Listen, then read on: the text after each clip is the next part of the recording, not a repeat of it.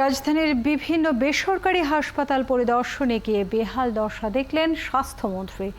যেমন জরুরি বিভাগে পর্যাপ্ত ডাক্তার ও যন্ত্রপাতির সংকট, অনুমোদিত লাইসেন্স না টাঙানো, পরীক্ষা নিরীক্ষা ও ডাক্তারদের অতিরিক্ত আদায় সহ অনিয়মের বিরুদ্ধে দুটি হাসপাতালকে সতর্ক করেন তিনি।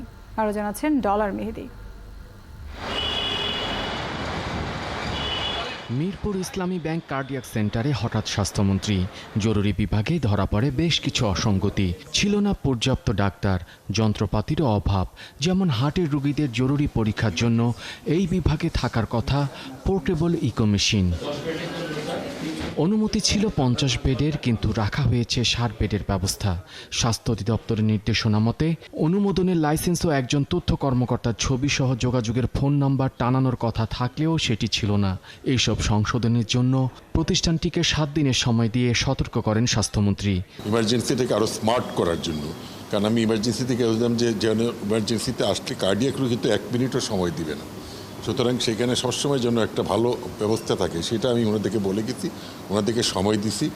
আবার হয়তো আমার লোকজন এসে আবার দেখবে যে এটা কতটুকু তারা মানে ঠিক করতে পারছে। সাপোর্ট আরও বৃদ্ধি করা, কার্ডিয়াক কনসাল্ট আসতে একটু দেরি হয়েছিল, এগুলো আমরা সংশোধন করতে বলেছি। যেহেতু এখানে কার্ডিয়াক হাসপাতাল, এগুলো উপরে গিয়েছি, আমরা আইসিইউতে গিয়েছি এবং যত বেডের লাইসেন্স সেই তুলনায় রোগী থাকবে। এর আগে এভার কেয়ার হাসপাতালে পরিদর্শনে গিয়ে পরীক্ষা নিরীক্ষা ও ডাক্তারের অতিরিক্ত ফি আদায়ের অভিযোগ পান স্বাস্থ্যমন্ত্রী।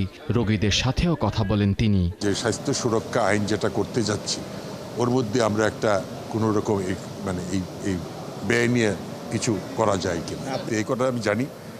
এটার জন্য একটা ফিক্সড রেট থাকে, সেই ব্যাপারে কাজ করব। পরীক্ষা নিরীক্ষা ও ডাক্তারদের অতিরিক্ত ফি আদায়ের বিরুদ্ধে নতুন হতে যাওয়া স্বাস্থ্য সুরক্ষা আইনে চমক থাকবে বলেও জানান স্বাস্থ্যমন্ত্রী। ডলার মেহেদি, ৭১, ঢাকা।